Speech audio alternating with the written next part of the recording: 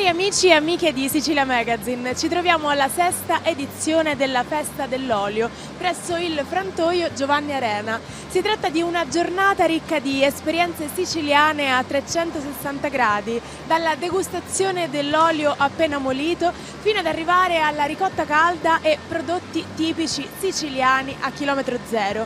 Il tutto accompagnato da musica, balli e folklore 100% siciliano. Insomma, una giornata per condividere insieme spensieratezza e allegria.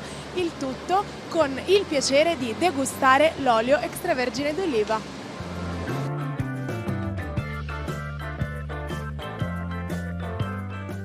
La festa dell'olio è espressione di cultura e passione. Potremmo definirlo un investimento sul futuro per il mantenimento della cultura del nostro territorio? Sì, certo, salve innanzitutto. Questa festa è stata creata per portare la clientela e le persone a vedere come viene fatto l'olio, ma per vivere anche in contatto con la natura. Ad esempio oggi abbiamo dalla festa del gruppo folcloristico a tutta la visita del frantoio, poter acquistare direttamente l'olio appena uscito a bocca di frantoio, e per i più piccoli abbiamo un'animazione che è un'animazione costruttiva, culturale, perché portano i bambini in campagna, fanno raccogliere le olive oppure anche dei frutti che ci sono in questo momento e spiegano tutto come viene fatto dall'albero alle olive portate in frantoio, eccetera eccetera. Il vostro frantoio contribuisce alla tutela dell'ambiente anche attraverso il riutilizzo dei prodotti di scarto, come il nocciolino di Sanza. Ma per cosa può essere utilizzato? Allora, questo progetto è stato effettuato nel 2015, ho rinnovato il frantoio di papà e ho fatto un progetto a impatto zero sulla natura, cioè tutti gli scarti che vengono effettuati nella lavorazione vengono tutti recuperati. Dalla sanza che estraiamo il nocciolino per combustibile, significa che riscaldiamo l'acqua o l'ambiente tramite il nocciolino.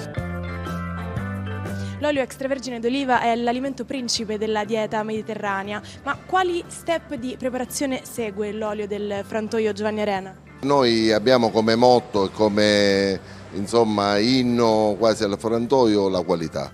La qualità parte dal terreno ma arriva al frantoio con un'attenta analisi di tutte le fasi di produzione. Ci vantiamo di creare un succo d'oliva che poi successivamente viene chiamato olio extravergine d'oliva, dove i sentori, il piccante e l'amaro ne fanno da principe. È una tradizione di famiglia che ormai da generazioni si segue e siamo più attenti alla qualità che al guadagno puro.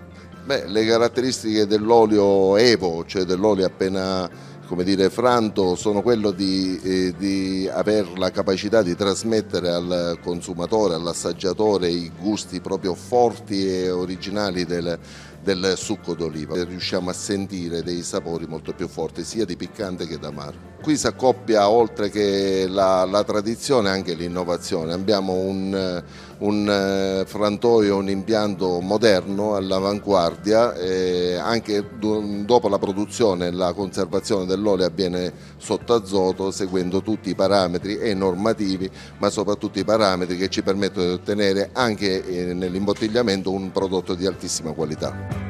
Ci racconta un po' gli step di preparazione della ricotta? Allora, stamattina abbiamo munto il latte, l'ho portato qui, ho messo il caglio, adesso la cagliata è pronta per essere rotta, dopodiché verrà frantumata in piccoli pezzi con aggiunta di acqua e avremo la separazione del formaggio dal siero del latte. E dopo metteremo il siero di nuovo sul fuoco con un'aggiunta di un 10% di latte e un po' di sale e avremo a 82 gradi avremo la ricotta.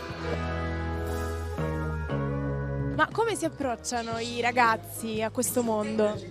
Noi facciamo di tutto per farli avvicinare e non far perdere le tradizioni popolari e la nostra cultura siciliana che va tanto valorizzata. Grazie alle tournée che effettuiamo e agli spettacoli c'è molta integrazione, quindi conoscenza di lingue straniere, integrazioni con altre culture, perché ogni anno andiamo all'estero in delle tournée, abbiamo girato in lungo e largo tutta l'Europa e quindi effettuiamo con gloria dal 1989 questa opera per la nostra cultura siciliana e tutta la Sicilia, portando avanti soprattutto il nome della nostra città Licata.